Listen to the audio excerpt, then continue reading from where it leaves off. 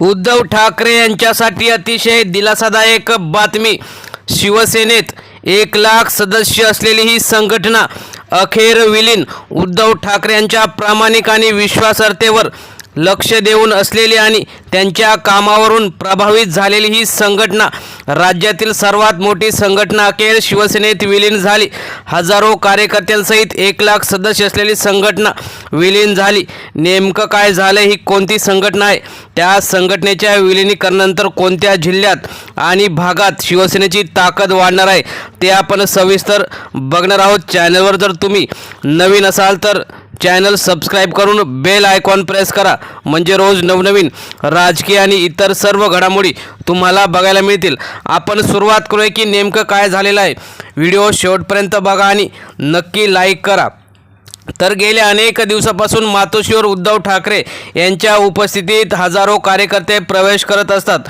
विरोधी पक्षात असताना सुद्धा उद्धव ठाकरे यांचं कोरोना काळातील काम, आदित्य ठाकरे यांचं अभ्यासू नेतृत्व आणि शिवसैनिक आणि युवासैनिक यांचं मातोश्रीवर असलेलं प्रेम या कारणाने शिवसेनेत अनेक छोटे मोठे पक्षप्रवेश सोहळे नेहमीच होत आहेत। त्यामध्येच आज 1,00,000 सदस्य संघटना असलेली ही मोठी संघटना शिवसेनेत अखेर विलीन झाली आणि शिवसेनेची ताकद वाढली। उद्धव ठाकरे यांच्या नेतृत्वाखालील ठाकरे गटाची ताकद मोठ्या प्रमाणात वाढल्याचं स्पष्ट झालं आहे। मुंबईतील मातोश्री येथे झालेल्या या भव्य सोहळ्याने राज्याच्या राजकीय वर्तुळात मोठी चर्चा रंगलेली आहे। मातोश्रीवर जल्लोषमय वातावरणात या विलीनीकरण सोहळ्यासाठी मातोश्रीवर मोठी तयारी करण्यात आली होती। सकाळपासूनच शिवसैनिक आणि त्या संघटनेचे पदाधिकारी आणि कार्यकर्ते मोठ्या संख्येने उपस्थित होते। भगवे झेंडे, घोषणांनी दुमदुमलेले वातावरण आणि ढोल ताशांच्या गजरात हा कार्यक्रम पार पडला।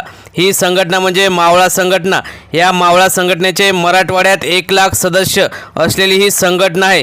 यांचे अनेक पदाधिकारी हे मोठ्या पदावर इतर पक्षात सुद्धा आहेत।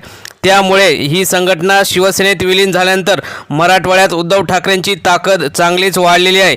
या संघटनेच्या विलीनीकरणाचा कार्यक्रम हा मातोश्रीवर झाला।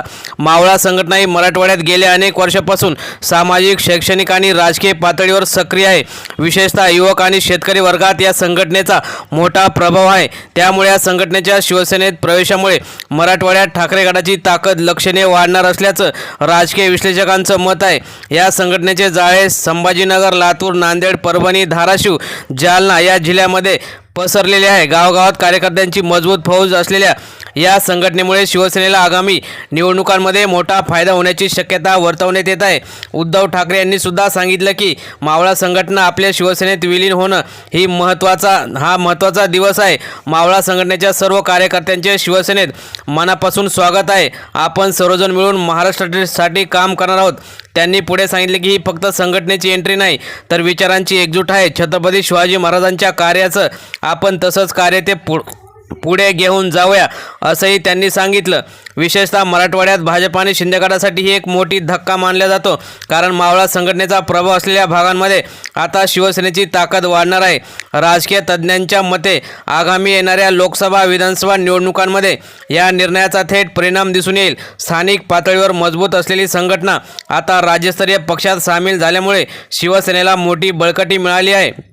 मावळा संघटनेच्या कार्यकर्त्यांमध्ये या निर्णयामुळे प्रचंड उत्साह पाहायला मिळत आहे।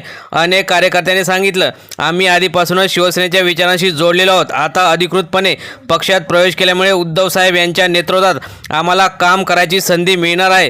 कार्यकर्त्यांनी सांगितले की आम्ही प्रत्येक गावागावात शिवसेनेचा भगवा झेंडा फडकवणार आणि पक्षाची ताकद वाढवणार आणि जे काही सामाजिक कार्य आहे ते आम्ही पूर्ण करू, असंही त्यांनी सांगितलं।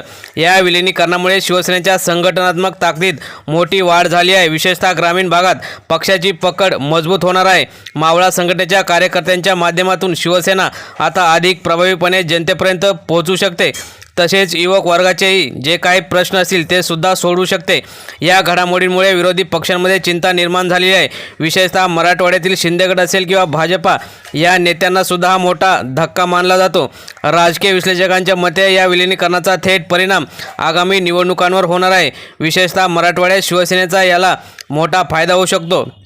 या संघटनेच्या मजबूत नेटवर्कमुळे मतदारांपर्यंत पोहोचणं अधिक सोपं होणार आहे। एकंदरीत पाहता या संघटनेने शिवसेनेत विलीनीकरण ही केवळ एक संघटनात्मक घटना नसून राज्याच्या राजकारणातील एक मोठा टप्पा पूर्ण करू शकते। मित्रांनो, तुम्हाला काय वाटतं, अशा संघटना ठाकरेंच्या शिवसेनेत विलीन झाल्यानंतर ठाकरेंची ताकद अजून वाढेल का? तुम्हाला काय वाटतं? तुम्ही सुद्धा तुमच्या प्रतिक्रिया कमेंट बॉक्समध्ये जरूर कळवा. धन्यवाद. जय हिंद, जय महाराष्ट्र.